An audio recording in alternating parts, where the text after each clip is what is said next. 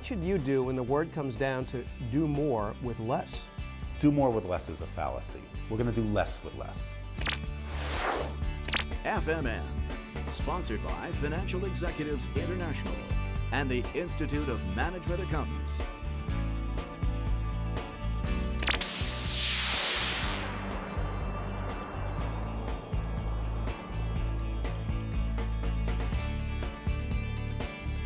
Hello, I'm Michael Quinlan. And I'm Rebecca Saran with New Year's greetings, welcoming you to the January 2009 edition of Financial Management Network. Economic conditions plus competitive pressures on many businesses are resulting in massive layoffs, spending cutbacks, and budget cuts. In our next segment, management guru Dean Meyer explains to me how strategic cost cutting can lead companies towards becoming more flexible, dynamic, and well-aligned organizations.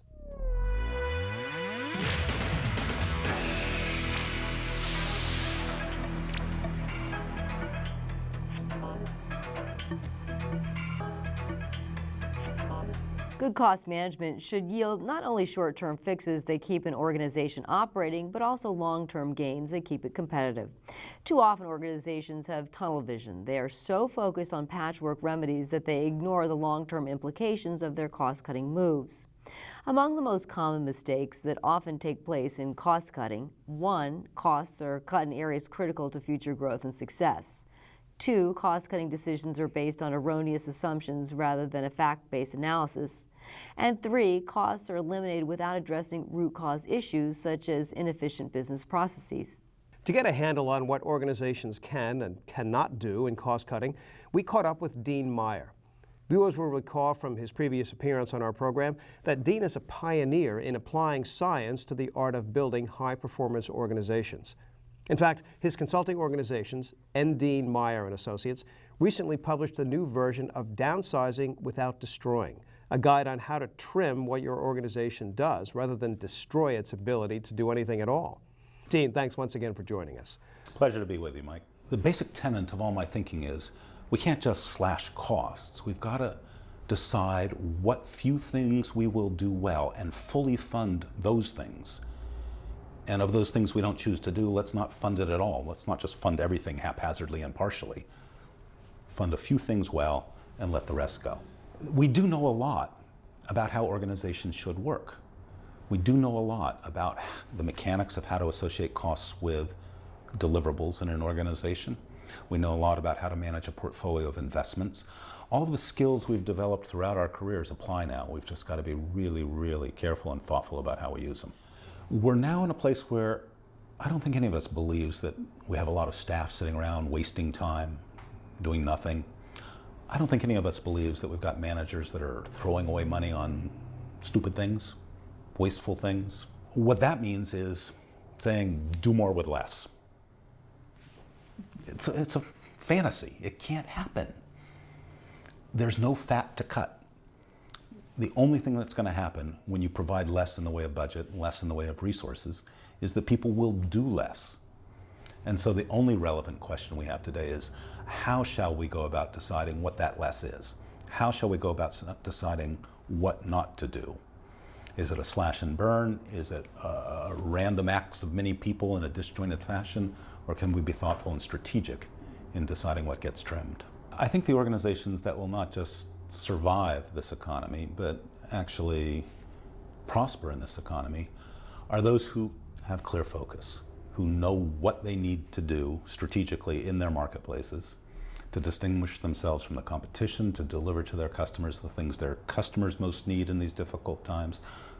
Organizations that are really focused, and organizations that do those few things that they're focused on well.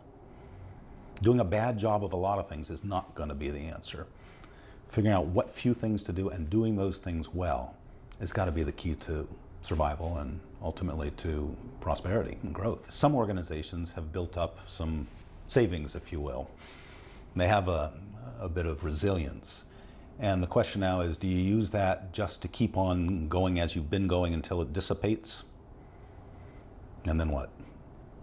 Or do we quickly take whatever degrees of freedom we've built up through the past successes, whatever we've got in our bank account, if you'll accept the analogy, And do we take our life savings and invest it quickly in building the kind of organizational process that by its nature will survive forevermore? And that's obviously what I'm advocating. Invest it quickly. That means get the right people, get the right methods and tools in place, get this organization focused on doing a few things extremely well right now while you've got the degrees of freedom to invest. And then it should be self-sustaining. Okay, let's make sure I understand how we got here, Dean, by repeating a story that you've heard a million times. The people at the top want to be simple and they want to be equitable. So they pass down the word. Everybody's got to reduce headcount by 5%, or all marketing and advertising expenses are cut by 20%. What's wrong with that approach? It sounds simple and direct. One approach you mentioned was across-the-board cut. Let's be fair, everybody cut 5%, 7%, 10%, whatever the number may be. And y'all out there, you managed to it. Well, I trust we've agreed it's not that people are going to do more with less. It's not that there's fat in there, so they're going to do less. They're going to do 5% or 7% or 10% less. What that's saying is leave it to everybody to decide independently. Let things fail randomly across the enterprise. Think about that. Let things drop through the cracks randomly throughout the enterprise. What you're causing is everybody to fail at everything through random decision-making about what to let fall through the cracks. Not a good idea. I'm curious, what happens in the short term if you just cut what you call cost factors? Let's cut training across the board. All right, now here's a strategy that absolutely depends on a new technology. We absolutely need training for it, but our training budget's cut. What do? Two possibilities. We do what's right. We get the training. We just bootleg it. Or say, no, that wasn't really training, that was something else, and slip it into another GL code, right? Or lie. You want to train your managers to do what's right but lie? That's a possibility. Or they don't go for the training and the strategy fails. Between a rock and a hard place. Neither of those are good. You see, we can't say that training across the board is low payoff, or travel across the board is low payoff, or consultants across the board are low payoff, or anything else. Some are high payoff, some are low payoff. So the question is, who's in the best position to decide what to do without, what training to do without, what travel to do without, what vendor services to do without? You can't decide that until you're in context. And it's the managers closest to the ground, the ones who are executing our strategies, who are running this business, who are keeping the lights on, and who are implementing new things, new products, and new markets. Those are the ones that know what they most need and what they don't. And that's where the right decisions get made. Presumably, it's like secondhand smoke. The long-term impact is harmful too. Absolutely right, Mike. I know it's easy to just cut by X% or cut out all training. We've talked about how that's going to serve you poorly in the near term. But as things fail randomly, as people fail to deliver on commitments to one another, what happens? Well, I can no longer trust you to deliver on your commitments to me. I was counting on you to support me in this strategy, now I'm on my own. So what do? I build a stovepipe organization that's independent. Teamwork comes unraveled. We stop depending on one another, we start becoming isolated, and when you do that, you lose all the synergies of being an enterprise. You lose the economies of scale, you lose the specialization that comes with focus. So the whole organization gets less effective in the long term. Meanwhile, you may also be losing key competencies, driving people away. You may be not investing where you need to be in the short term in infrastructure. Like Eastern Europe, you may find yourself with a rusting infrastructure and no way to recover even when things pick up. So there are serious long-term consequences to letting things fail randomly. I can see why you're opposed to cutting cost factors, Dean, so let me suggest an alternative approach. Management looks around at the existing inventory of programs and projects and places priorities on them based on return of capital or some other metric. And as a result, instead of eliminating individual line items, you just get rid of entire departments or program areas that are unprofitable in the short term. Using metrics, whether they're quantitative or qualitative or some combination, is a good idea. But metrics of what? What a lot of people are doing that scares me is metrics, they're applying metrics to organizations. Here's a part of the company that doesn't seem to be paying off well. Let's get rid of the whole group or the whole function, or let's outsource the whole thing. Now, when you do that, you're throwing out the baby with the bathwater. That may be a function or a group that is critical to a key strategy in 10% of the work, and 90% of their work isn't so critical. What you want to do is cut out the 90, but keep the 10.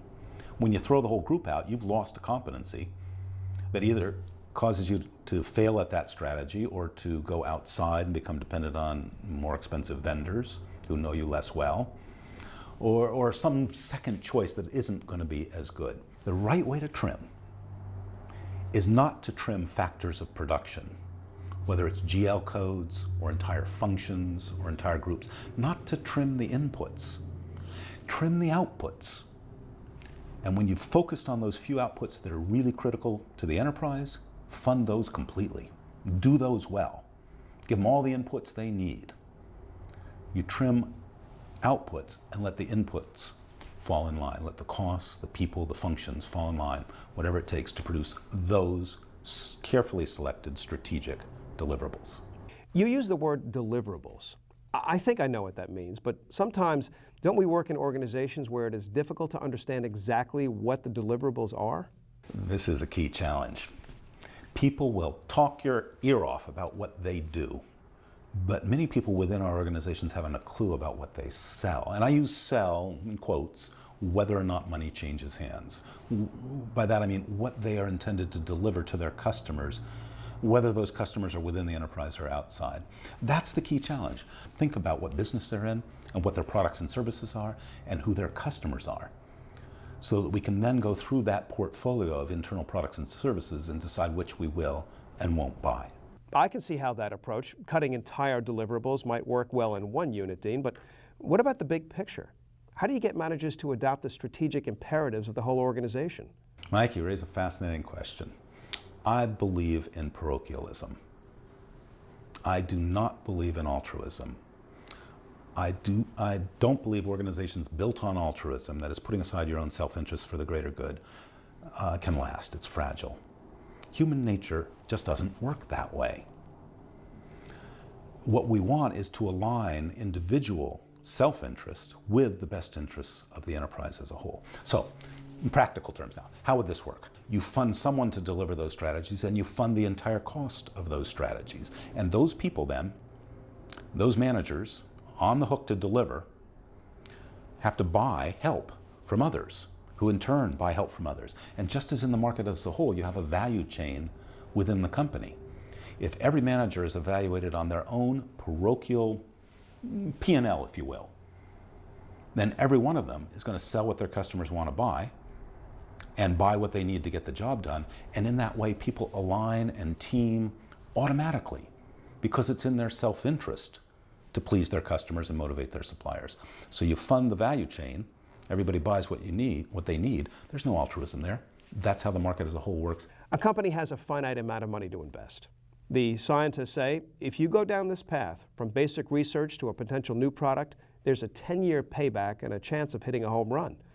At the same time, the engineers say, if you'll use the same bottom line to modernize your plants, there's a 5-year payoff with some extra base hits.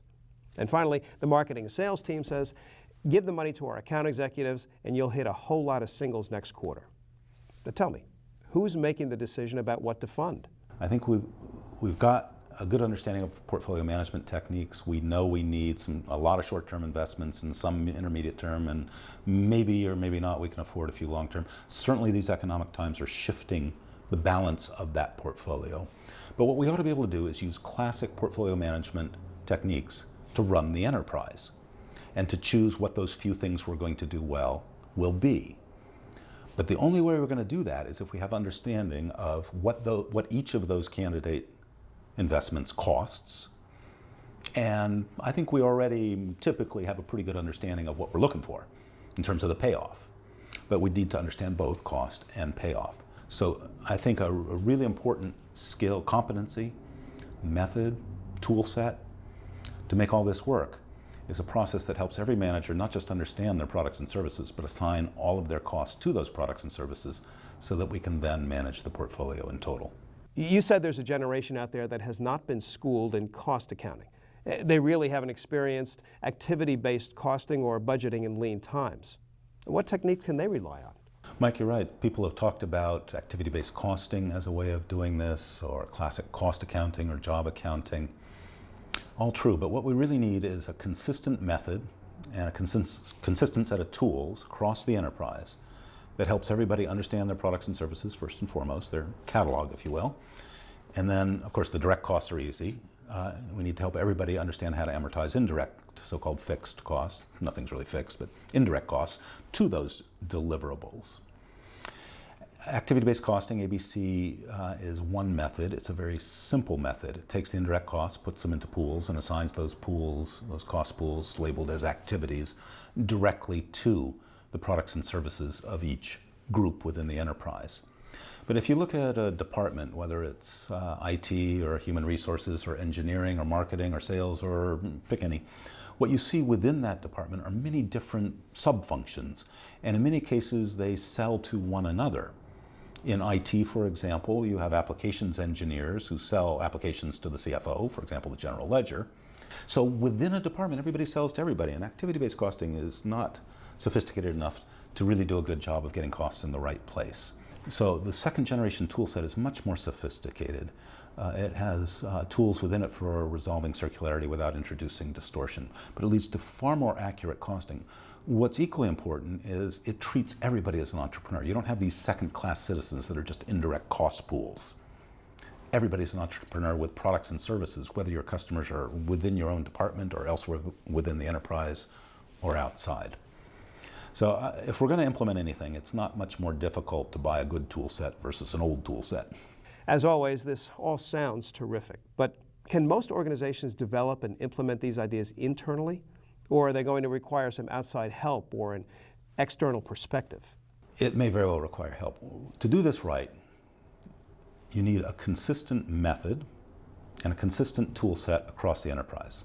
Otherwise, you're not going to be treating those indirect costs consistently and getting them in the right place. And to do that, you've got to have a really well-documented step-by-step method. You've got to take your managers through a learning curve. You've got to have the software that amortizes, hopefully the second generation software. This is not something that can be done with a set of homegrown spreadsheets. It's not something that can be done with your existing general ledger system or the budget aggregation packages that are built into it. Those budget aggregation, you may say, oh, look, I've already got budgeting tools. Yeah, but they're just designed to take everybody's budget and roll it up and roll it back down. They don't add any value to your thinking. That's not a budget planning tool. That's an aggregation roll up, roll down tool. So it's a new set of tools and a new set of methods here. Now, I've spent more than the last decade studying what it takes to make this happen and evolving exactly that, the methods and tools. You could try reinventing it, but it's not going to happen overnight. There are cases where it's better to buy than make. The first generation software in the first edition of your book came out during the 2003 recession. Now you're dusting it off in 2008, revising the book and offering second generation software. Is this then something that we can put back on the shelf for another 3 or 4 years, or does this somehow become an ongoing process? The irony is, when you need it the most, you're least capable of doing it. When the patient's lying on the floor bleeding, there's no question about desire for help, but there's not a lot of capability to get that help. It's when you're healthy that you least recognize the need and are most capable of implementing it. I think at this point, in many organizations, we're going to have to do this in 2 steps. We're going to have to put in a quick, practical, less expensive version of all this to survive the next year or 2 or 3, maybe more. And then build on that success and evolve over time and get better and better at decision making through better and better transparency and better financial information, a better and better business model as we go. But it's not the sort of situation where it's wise to wait until things get better. That's a long ways out, I'm afraid. And between now and then, you need it more than ever. So let's do it while we can before it's even later. Now, you know our audience, Dean. Financial executives, they want to do something right away. What do you recommend? Well, if I've got your attention, if you're intrigued and you want to learn more, one thing you might do is get a copy of my new monograph, Downsizing Without Destroying. It's 25 pages, real quick read, and I hope it'll be useful for prompting a thoughtful discussion with your peer executives. Beyond that, if you'd like to learn more, there's a wealth of white papers available on my website. Download for free that explain the concepts and what it takes to do it right, and case studies, those who have done it already and their experiences with it. All that's available at fullcostmaturityModel.com. If our viewers could take one thought away from this presentation, Dean, what would you like that to be? The bottom line is this: there's no such thing as do more with less. Can we all admit that?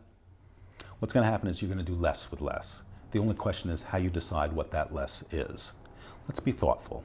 Let's be strategic. Let's put in place an organizational process that chooses the few things that will do well. And let's go with the rest. And of those few things that we choose to do well, let's fund them fully and do it right.